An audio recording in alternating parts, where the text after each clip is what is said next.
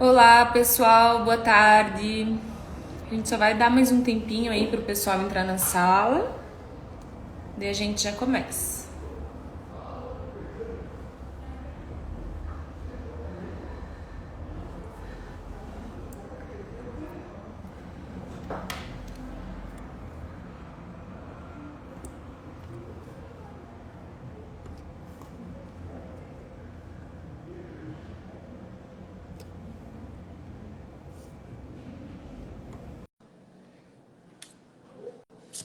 Boa tarde para quem entrou agora.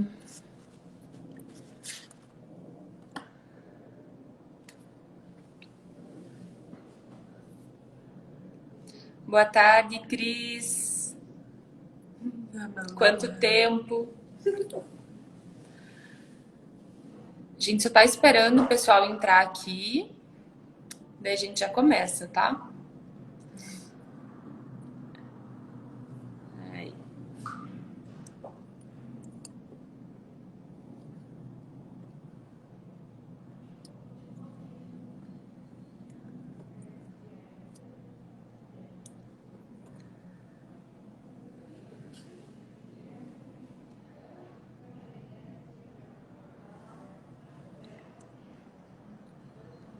Boa tarde.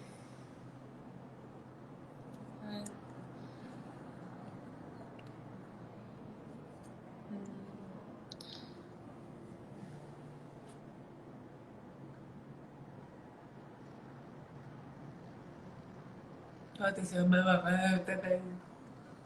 Estranho, né? O Rafael. Rafael não tá entrando também. Tenta não. Ah, acho que deu. Aí, a intérprete entrou. Agora só vamos esperar o Rafael, que é o nosso convidado, entrar e a gente já começa, tá?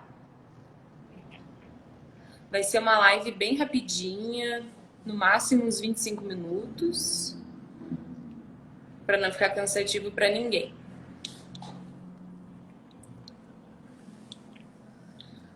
Esse é o meu Rafael.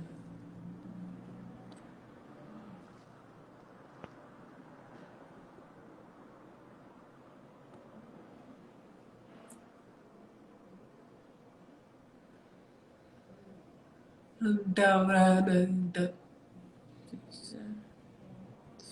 Estranho, né?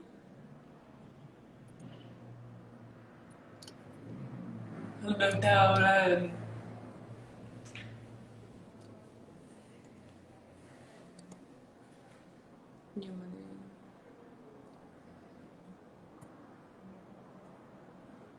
Ele deve estar entrando.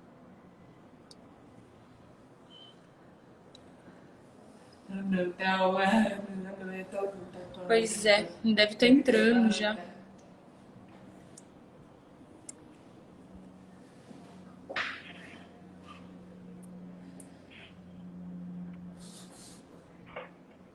Acho que agora deu. Até não sei quem tá aqui. Vamos dar um oi pra ela?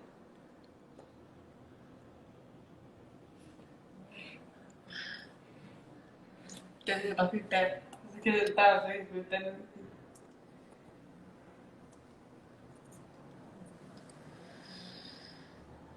Boa tarde, gente. A gente está esperando o nosso palestrante, que é o Rafael. Aí a gente já começa, tá? Dá mais uns minutinhos aí.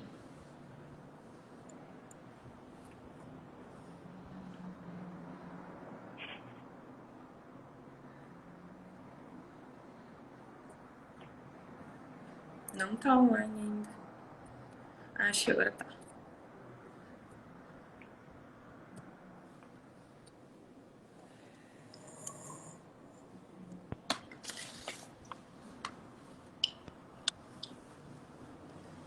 Boa tarde, Rafa. Oi, pessoal, tudo bem? Tudo bem? Tudo bem com você? Tudo jóia também, tudo bom. Um prazer estar aqui com vocês. Ah, o prazer é nosso. Bom, gente, então acho que a gente pode começar, né? Então, boa tarde. Meu nome é Priscila. É um prazer imenso estar aqui com vocês hoje, nessa live que faz alusão a uma data tão importante como a Lei de Cotas, né? Uhum. Então, meu nome é Priscila, sou bacharel em Direito, estou cursando Administração de Empresas e atualmente eu sou responsável pelo setor de empregabilidade aqui no Departamento dos Direitos da Pessoa com Deficiência. Agora eu vou me autodescrever, caso tenha algum deficiente visual na sala. Eu sou uma mulher branca, tenho cabelo médio, é castanho, tenho umas mechinhas claras, estou usando um casaco vermelho, o fundo é branco, tem um armário cinza atrás e uma cortina bege. Bom, gente, dia 24/7/1991 nasceu a Lei 8.213, que é a Lei de Cotas, que criou a obrigatoriedade de contratação de pessoas com deficiência para empresas com mais de 100 funcionários. Para celebrar essa conquista de direitos, eu pensei em fazer essa live com um convidado mega especial, que é o Rafa. Muito obrigada, Rafa. E fazer uma live rápida de até 25, 30 minutos, em forma de perguntas e respostas, que nem a gente tinha falado para o Rafa. E pensando nisso, eu vou falar um pouquinho agora sobre o currículo do Rafa, que é um pouco extenso, né? E assim, o Rafa, ele é jornalista formado pela PUC Paraná, com MBA em Gestão Social e Desenvolvimento Sustentável pela Universidade Positivo e MBA em Gerenciamento de Projetos pela FGV. Hoje, o Rafa, ele é responsável pelo Programa de Diversidade do EBENX, conselheiro sênior e mentor de diversidade e responsabilidade social do Conselho Paranaense de Cidadania Empresarial e cofundador do Instituto Nossa Casa, um lugar para falar sobre paralisia cerebral. Rafael, teu currículo é isso que eu dei uma resumida aqui. Bom, Rafa, a palavra agora é sua, daí depois eu volto para a gente ver como vai ser o formato, tá? Legal. Então, antes de qualquer ponto, é muito bom estar em contato com vocês de novo. A gente tem uma parceria já de longuíssima data, né, Priscila? Eu, você, a Denise também, toda a equipe de vocês, a gente se conhece há muito tempo. Já tive muitas chances ao longo dos anos de estar com vocês e poder falar sobre a empregabilidade da pessoa com deficiência. Então, é super bacana estar aqui comemorando essa data e fazendo reflexões importantes também, né? Porque provavelmente ao longo do nosso debate a gente vai falar sobre os avanços e os não avanços nesses últimos 30 anos. Então, como a Priscila já me apresentou, meu nome é Rafael, eu sou um homem branco de 38 anos, eu tenho paralisia cerebral, então a minha deficiência é física, eu estou sentado na minha cadeira agora, uso óculos, cavanhaque e costeleta, estou com uma camiseta polo, uma blusa por cima cinza, estou aqui na minha casa, então o fundo é a parede indo até a porta da entrada do meu apartamento. E como eu comentei, é muito legal estar aqui com vocês agora falando sobre isso. Muito obrigada, Rafa. Então, dias atrás eu abri uma caixinha de perguntas no Instagram para as pessoas interagirem ali e ver quais eram as dúvidas sobre a lei de cotas. Isso. Então, eu selecionei algumas perguntas, tá, Rafa? Daí eu vou começar com essa aqui, ó. Qual foi a importância da lei de cotas na época? Na época da criação da lei de cotas? Isso, em 1991. Eu acho que no início dos anos 90, a lei de cotas trouxe uma luz para um desafio que ainda é presente, mas se a gente comparar ao que a gente tinha lá atrás, não era nem lembrado, nem pensado, nem refletido em nível nenhum. Em 1991, eu era criança, eu sou nascido em 82, então eu já tinha uma certa consciência da minha própria limitação. Já usava cadeira, porque meu quadro é congênito, como eu comentei, né? E eu acho engraçado pensar que naquela época O meu contato com a inclusão, na verdade, era escolar, porque eu era um aluno de primeira série do ensino fundamental, mas eu também esbarrava em questões de acessibilidade, que nem eram ponderadas por ninguém. Não era obrigatório fazer, em momento nenhum, né? E quando eu imagino o mercado de trabalho, eu também trago essa mesma reflexão. Eu acho que foi um momento para dizer de uma maneira oficial, considerando até que a Constituição era novinha, né? De 88 até 91, não foi muito tempo. Então, acho que foi um movimento para dizer que isso é importante e dizer que isso precisa ser feito. E se for colocado em formato de lei, eu também acho que é sim um reconhecimento da discriminação da época, de antes da época e de agora. A segunda pergunta é: a lei de cotas beneficia apenas a pessoa com deficiência? É uma excelente pergunta e a resposta é não, naturalmente que não. É claro que num primeiro momento a gente pensa na empregabilidade de pessoas com deficiências variadas. É óbvio que sim, né? Dá acesso ao mercado de trabalho, oportuniza essa vivência, tem o salário, tem toda a emancipação e etc, etc.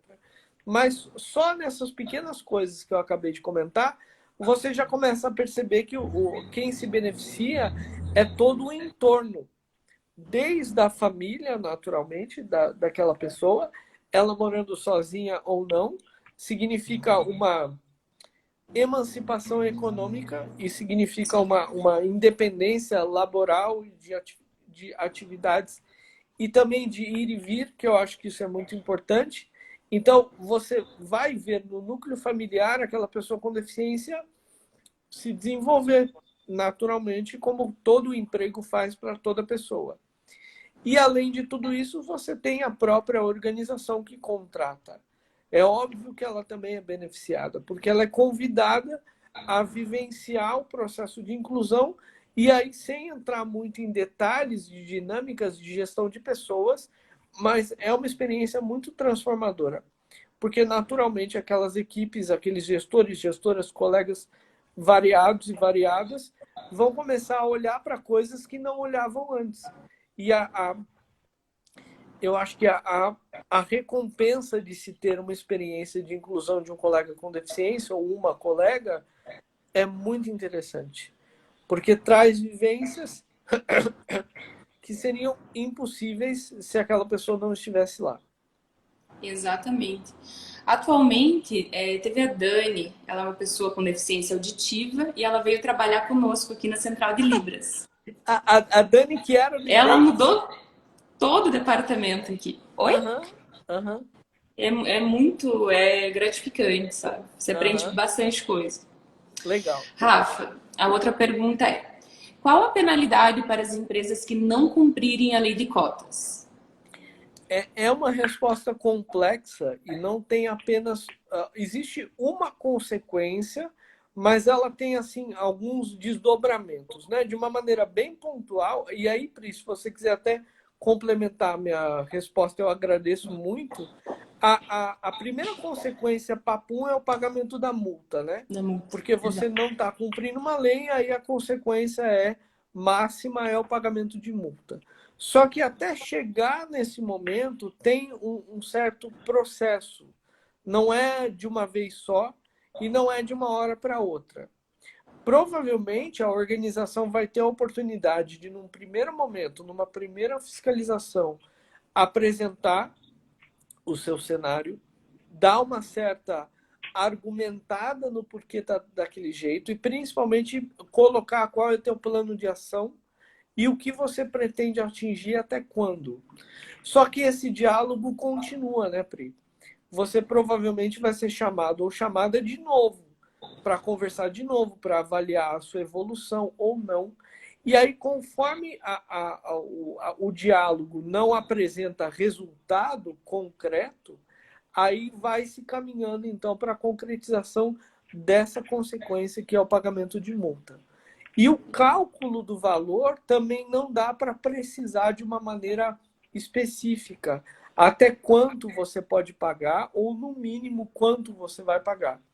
Tem alguns elementos que acabam equilibrando essa decisão da parte que faz esse cálculo e também toma a decisão, né? Eles vão avaliar o tempo que você está tendo esse diálogo, há quanto tempo você está devendo o cumprimento de cotas, se você está avançando ou não, mas um dos elementos mais importantes é o teu tamanho. Quanto maior for a organização, a penalização pode ser também maior, porque entende-se que uma organização com muitos postos de trabalho teria muitas oportunidades de contratação e não o faz. E aí a penalização no pagamento de multa, ela vem no sentido de ser um pagamento por um dano moral coletivo. Essa é meio que a filosofia da coisa. Porque você está privando uma população grande da oportunidade de trabalho. Você quer complementar, Pri? Exato. E eu, né, que trabalho aqui na ponta, eu sempre recebo vários e-mails, várias reclamações das empresas, dizendo, Priscila, porque a gente não tem pessoa com deficiência aqui para contratar, que a gente recebe poucos currículos. Eu pergunto, na tua empresa tem intérprete de Libras? Né? Como que você vai acolher o surdo dentro da empresa? Ah, não tem. Tem tecnologia assistiva? Não tem. Tem acessibilidade? Não tem. Então, a empresa busca muito pela deficiência leve, né? Boa. Que não tem um dedo, um monocular. Boa. É bem complicado, sabe, Rafa? Boa. Você que está na área faz tempo, você sabe também. E aí? Bom, a quarta pergunta. Você quer complementar mais alguma coisa? Não, eu só comentei que eu vi, acho que a Denise comentou aqui rapidinho. Muitas empresas acham que não vai dar nada. E é uma armadilha, na verdade. Isso é importante que ela trouxe, porque tem organizações que preferem pagar a multa do que cumprir a lei de cotas. Sim. Dependendo do seu volume de dinheiro, você pode fazer essa escolha. Mas Sim. É uma escolha muito perigosa, porque, como a gente comentou aqui, não é uma multa que vem uma única vez. Não é igual uma multa de trânsito, que você paga uma vez e pronto. Você fica meio que no radar dos fiscais. Você fica no radar dos órgãos competentes e eles vão te chamar de novo. E aí, conforme o tempo for passando e você não vai cumprindo e aquilo vai se enrolando, a sua organização corre o risco de pagar uma multa cada vez maior, até que vai chegar no momento que você não vai querer mais pagar. Aí você vai resolver agir, que também não é bom. Nunca aí é joga bom tudo no RH, nas costas do RH, e se vire. Se vire, porque eu não quero pagar uma multa milionária. Exatamente. Né? Rafa, quem faz essa fiscalização? Olha só, a pergunta tem tudo a ver com o que a gente estava falando. Parece meio redundante falar isso, mas são os fiscais dos órgãos competentes, que agora a gente está num momento de mudança de nomes, né? Mas eu vou usar o que a gente tinha no ambiente mais antigo, que era o Ministério Público do Trabalho.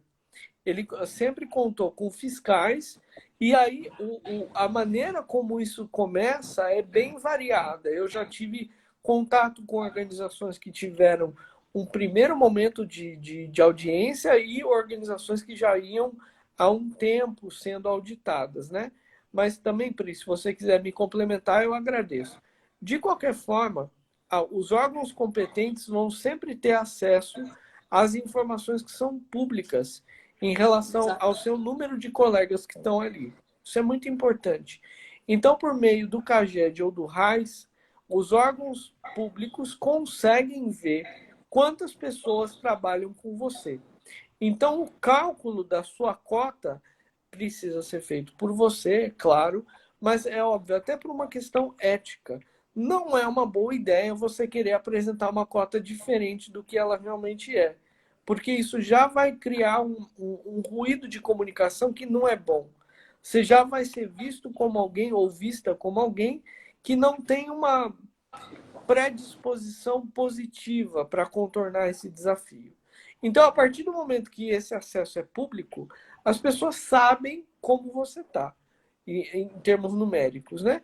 E aí, naturalmente, numa primeira fiscalização, eles só vão bater na tua porta e perguntar como é que você está cumprindo a lei de cotas de pessoas com deficiência e de aprendizagem também. Eu sei que não é o foco, mas Sim. a lei de aprendizagem para programas de jovem aprendiz também é exigida por lei, né? Então é assim que tudo começa. Quer comentar mais alguma coisa, Pri? Não, eu acho que é isso aí mesmo. A Denise Moraes, que é a nossa gestora aqui do departamento, perguntou assim: as fiscais trabalham em cima de denúncias ou fiscalizam aleatoriamente? Eu vou deixar você me ajudar com essa resposta, porque eu acho que existem os dois caminhos. Eu acho que existem os dois também. A gente teve um caso, inclusive aqui do meu setor, de uma pessoa com deficiência que uma empresa colocou numa sala fechada. E isso não faz muito tempo, é agora, assistindo televisão. Ou seja, a Olha pessoa só. estava totalmente inútil. Daí chegou o caso pra gente, eu entrei em contato com a auditora fiscal Sim. e, olha, foi na semana mesmo. E ela ficou bem brava, porque, meu Deus, eu não acredito que nos dias de hoje acontece isso ainda. Eu falei, pois é. E ela foi, inclusive, tá mexendo, tá lidando com um caso ainda. Olha só. Então, respondendo a pergunta da Denise, tem as duas vias. Pode ser aleatório, como pode ser por meio de denúncia. Então, é sempre importante nunca perder isso de vista. Aliás, um outro adendo, se tem alguém aqui de uma organização muito pequena ainda, que não chegou ao número de 100 pessoas, começa a se imaginar tendo 100. É uma das melhores saídas. Se antecipe. Se você está caminhando para, em algum momento, ter 100 no teu CNPJ, contrate pelo menos uma pessoa. Porque a cota mínima é de duas, né? É o início de tudo. Contrata uma. E quando você precisar contratar outra, você contrata outra. Não deixa atrasar isso. Não deixa E para também olhar não isso. só pela essa obrigatoriedade, né, Rafa? Sim. Não, Bem, não bem, só por isso. bem Pessoa com pontuado. deficiência consegue exercer perfeitamente qualquer É, função. é, Sim, é. Essa tua complementar, o teu complemento foi muito bom, mas como a gente estava falando de fiscalização, eu sim, estou sim. tendo um olhar frio, mas a Priscila tem toda a razão. É, Independente da lei de cotas ou não, é um movimento que precisa acontecer. Mas sim, sem dúvida nenhuma. O que mais? vamos ver. Ó, essa você vai gostar, Rafa. Ah, Quais ações devem ser tomadas para as empresas que querem cumprir a lei de cotas? uau, olha, o nosso tempo é reduzido, então eu não posso ficar viajando muito na maionese. Eu vou dar algumas diretrizes muito básicas assim e essenciais. A primeira delas é você ter total conhecimento do teu cenário. Não só quantos colaboradores você precisa contratar, mas também ter muito conhecimento do seu comportamento em relação às suas vagas. Qual é a sua rotatividade natural de pessoas?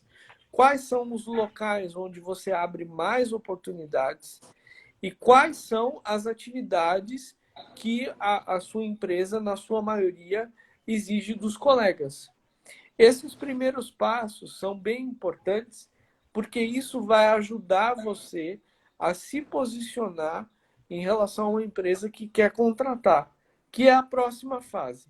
A próxima fase, a Priscila pode falar sobre isso muito melhor do que eu, é você começar a dizer que você quer contratar pessoas. Você pode anunciar vagas exclusivas em vários ambientes, inclusive com a própria Priscila, com a turma do Cine, Exato. por exemplo, que eu acho que é uma parceria muito rica. Você pode anunciar campanhas de empregabilidade nas redes sociais. Você pode fazer um trabalho de employer branding, que também é muito interessante. Mas, independente da estratégia que você for adotar de comunicação, a essência é você conseguir dizer que você quer contratar pessoas. Isso é muito importante, porque as pessoas com deficiência não vão saber que a tua empresa quer contratar se você não, você tem que dizer, se você não falar que você quer. Então, você precisa se tornar conhecido ou conhecida nesse sentido. E aí, voltando no que eu falei no começo, a ideia de você conhecer o seu comportamento de oportunidades não é para você tentar conectar a vaga à deficiência. Não é isso que eu quis dizer. Não faça isso. Você precisa primeiro avaliar o candidato ou candidata tecnicamente e comportamentalmente falando. Depois você pode olhar questões ligadas à limitação dele ou dela. Não é para você ficar pensando que aqui não dá para contratar um cadeirante, aqui não dá para trazer uma pessoa que tem surdez, aqui não dá para ser uma pessoa com baixa visão ou alguém com uma deficiência intelectual. Não é legal fazer isso. Conheça o candidato primeiro. Você conhecer qual é o teu comportamento de vaga é para você ver onde você tem mais volume, para você começar a contratar por ali. Porque, inevitavelmente, a contratação de pessoa com deficiência pode sim demorar um pouco mais. A próxima. Todo concurso público ou PSS deve ter a lei de cotas aplicada? Isso é uma realidade muito interessante e é uma oportunidade de empregabilidade bacana, porque a resposta é sim. Você tem uma margem até maior do que o ambiente organizacional, dependendo do tamanho do concurso. O cálculo das vagas para pessoa com deficiência, ela pode ser feita ou pelo tamanho total de vagas, que eu já falo percentual, ou tem alguma conectividade com vagas remanescentes também. De qualquer maneira, esse percentual vai de 5% até 20% das vagas destinadas a pessoas com deficiência. E aí é claro que uma coisa que é importante, que até o próprio ambiente de concurso público incentiva, é a pessoa com deficiência olhar todo o processo seletivo, porque para concurso público a dinâmica é um pouco diferente, né? Tem outras etapas que para uma vaga de uma organização do mundo empresarial não tem. Mas sim, é uma oportunidade legal de empregabilidade para quem quer prestar concurso público. Acho que vale a pena. Não é meu caso, eu nunca me senti tentado a prestar concurso, por uma escolha pessoal, assim, nunca quis. Sim. Rafa, a empresa deve contratar pessoas com deficiência apenas pela obrigatoriedade? Não, não, né? De acordo com tudo que a gente falou até agora, a minha resposta mais simples é não. Não. Porém é muito curioso que eu estou dos dois lados do balcão, né? Eu sou uma pessoa com deficiência e eu sou responsável por programas de inclusão dentro de ambientes organizacionais. Então, eu sei como funciona do lado empresarial também. E eu vou falar uma coisa de uma maneira muito honesta. Não tem problema você se dá conta que o teu passo inicial é a lei de cotas. Eu não me incomodo com isso. Eu não acho isso ruim, porque, afinal de contas, é para isso que ela também serve. Ela serve também para isso, para dar esse empurrão. Nem que seja na pressão do medo da multa, do receio, da fiscalização e tal. É natural que isso aconteça. Eu não vejo problema. Mas isso tem que ser o primeiro passo. É o primeiro. Você começa por ali. E depois as coisas evoluem para uma outra esfera. Muito mais interessante. Ao longo desses 30 anos, qual foi a evolução que a lei de cotas trouxe para a sociedade? Nossa! É uma excelente pergunta também que dá para responder ela de várias formas diferentes. Eu acho que a primeira delas, a mais específica, é em relação à empregabilidade. E é um dado muito difícil de ser levantado, por isso, se quiser me ajudar de novo, eu agradeço. Mas eu acho que estima-se que cerca de 500 mil pessoas, nesses 30 anos, tiveram acesso ao mercado de trabalho. É uma estimativa. Em relação a dados é bem difícil, né, Rafa? Em relação a dados é bem difícil, mas olhando isso como uma pista, é uma ótima coisa.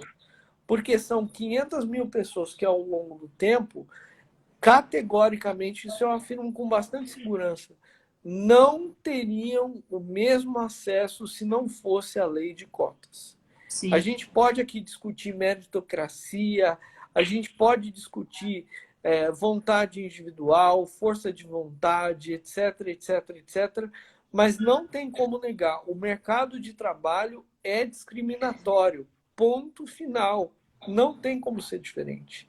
E ele é mesmo, e eu não estou falando só contra pessoas com deficiência. Como eu estou à frente de outros programas de diversidade, isso esbarra em outros ambientes. E a gente é discriminatório porque, naturalmente, todo mundo tem viés inconsciente. Todo mundo tem. Todo mundo tem viés inconsciente, todo mundo tem algum tipo de preconceito em relação a alguma coisa. Todo mundo tem. Todo mundo tem alguma coisa que você não conhece. O grande problema é você pegar essa falta de conhecimento e transformar essa falta de conhecimento numa atitude discriminatória. Isso sim é um problema. Você não conhecer e você ter receio, tudo bem, mas você vai lá e pergunta. Você vai lá e conhece. Você vai lá e se abre para aquilo. O problema é você não conhecer e não querer conhecer. Isso é um problema. Então, por isso que eu acho que o grande benefício da lei de cotas foi, sim, mesmo que forçadamente, ter aberto portas do mercado de trabalho para tanta gente. E, além disso, aquilo que eu falei no começo, né?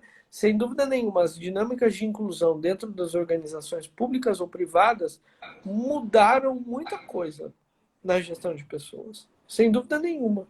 Porque a partir do momento que a pessoa está lá, muita coisa se transforma dentro da organização. A Priscila acabou de comentar o caso da Dani, né? Que é muito legal também, eu fico muito orgulhoso. Que eu acho que essa Dani que você está falando é uma Dani que trabalhou comigo, não é? Ela trabalhou no Ebenks já. Então, eu gosto muito dela. A Dani é uma fofa, inclusive ela estava me ajudando aqui com a live. Tem que clicar aqui, tem que salvar depois a live. Que bom. Ela é muito Legal. boa. Rafa, você acha que o benefício de prestação continuada é um impeditivo para que as pessoas com deficiência não se colocarem no mercado de trabalho? Eu adorei essa pergunta quando eu li ela eu acho que a melhor resposta que eu tenho para dar é depende. Nossa, e depende de um monte de coisa. Porque é muito difícil você se colocar no lugar de alguém que tem direito ao BPC, só para voltar, né?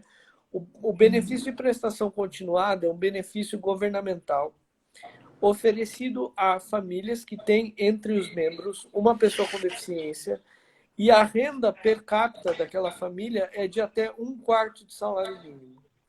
E o benefício é de um salário mínimo. Então, você está falando de um ambiente de vulnerabilidade social e econômica. Então, a partir do momento que você tem um dinheiro externo que entra, sem a pessoa precisar trabalhar, esse dinheiro pode ter vários destinos diferentes, inclusive comida. Então, é muito difícil você ponderar o quão difícil é para aquela família se desvincular desse benefício. Agora, a reflexão que fica, até para a própria pessoa com deficiência, é que ela se arriscando, se candidatando a outras vagas e colocando a cara a tapa, por mais difícil que seja, em algum momento ela vai ter a chance de, inclusive, ganhar mais do que o BPC. E eu estou falando só do ponto de vista de dinheiro, tá? Além disso, tem toda a vivência do mercado de trabalho que a gente está falando até agora, né, Pri? As pessoas que ela vai conhecer, o desenvolvimento que ela vai ter, a chance de estudar, etc, etc, etc. É uma evolução para a vida daquela pessoa. Isso é muito importante. Então, eu acho que a reflexão sobre estar preso ou não ao BPC precisa de 2 pontos. Como que a família reage a essa possibilidade, se ela incentiva essa emancipação ou não, e a própria pessoa. Qual é a ambição que a pessoa tem em relação à vida dela? Se você é alguém que, imaginando, né, recebe o BPC, você tem certeza que você quer passar o resto da tua vida dependente de um benefício governamental, sem viver nada além dessa experiência, zero, dá para a sua vida ser maior do que isso. Tem risco? Tem. Vai ser fácil? Não. Eu entendo o benefício para você, entendo. Mas é algo para você colocar na balança. Então, eu não olho o BPC como um vilão dessa história. É difícil. É uma pergunta bem complicada. Mas pode ser que Então, sim. Rafa, porque agora é bem novo, inclusive acho que foi mês passado, foi aprovada uma nova lei, a lei número 14.176. Foi aprovada dia 22 de junho. Ela dá direito ao auxílio inclusão é o nome. Mas eu não sei falar muito bem. Eu sei que ela flexibiliza o BPC. Eu acho que por pessoa. Aí tem que ser uma outra live com a advogada aqui do departamento, com a Flávia. Mas eu sei que ela flexibiliza bem. E parece, assim, ser um avanço, sabe? Legal. Legal. É bem bacana. Depois tem que dar uma olhada. Porque A Dani, também... que estávamos falando dela, comentou aqui. A lei de cotas nunca deve ser extinguida. Não é privilégio nem benefício, e sim um direito e uma reparação à sociedade. Exatamente. Muito bom, Dani. Concordo com a Dani. Concordo também. E a última pergunta, Rafa. Quais os impactos da pandemia para a contratação de pessoas com deficiência? Uau! Também é uma excelente pergunta, e se a gente olhar estatisticamente falando, esse número não é difícil de encontrar, tá? Uma pesquisa no Google com pandemia, empregabilidade, pessoa com deficiência, ou emprego, pessoa com deficiência, já traz um pouco do que eu vou falar. Durante o ano de 2020 e agora o ano de 2021, a gente teve dois impactos muito importantes. O primeiro impacto foi, sim, um aumento de desligamento de colegas. Isso aconteceu de fato. E eu tive também uma redução da oferta de oportunidades feitas pelo mercado. Esses dois movimentos têm uma série de origens diferentes. Você pode, assim, tudo que você imaginar em relação ao porquê fizeram, pode ter um pouco de verdade. O número de desligamentos foi maior? Foi, isso é um fato. Por que foi maior? Depende. Talvez pode ter sido por conta da atividade daquela organização, se era uma atividade muito presencial ou não.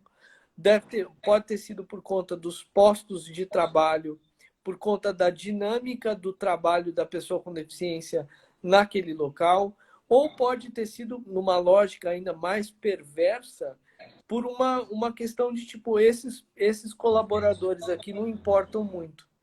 Se a maioria está ocupando o cargo de entrada, se a maioria eu abri oportunidades só para eles e tal, e eles não impactam muito o meu core business e o andamento das coisas, e eu preciso abrir mão de pessoas, eu vou abrir mão desse público aqui.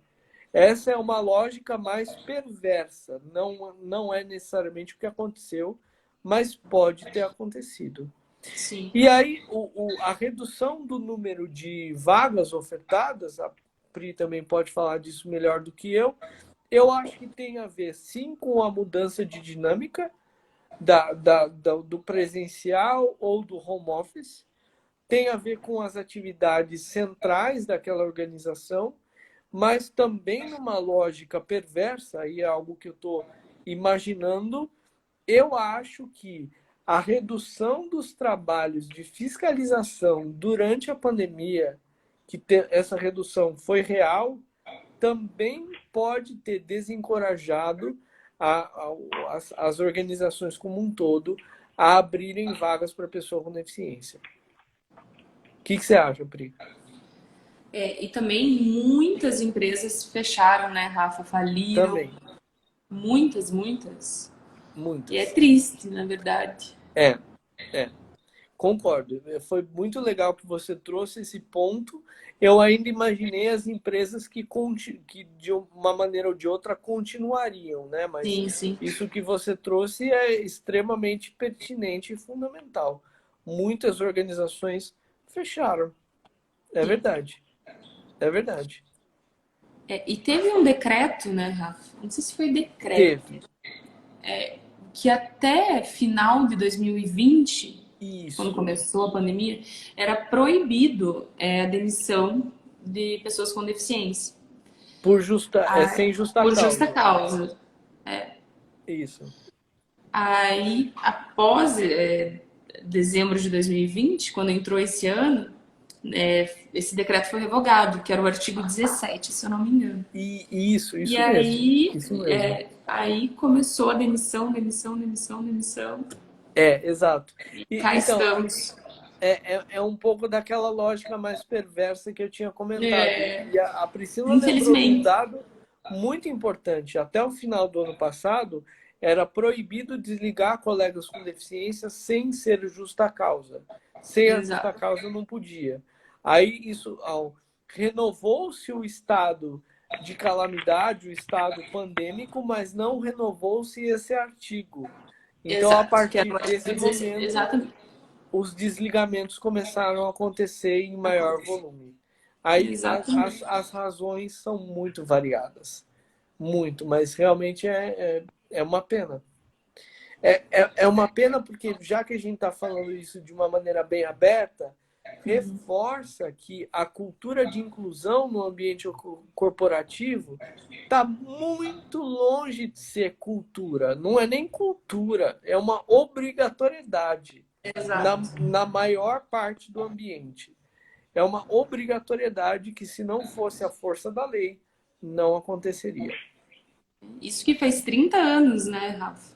30 anos. Que ela já está em vigor e a gente caminha a passos lentos. Bem lentos. E é uma pena perceber que ela está em vigor há tanto tempo e a virada de chave ainda não aconteceu.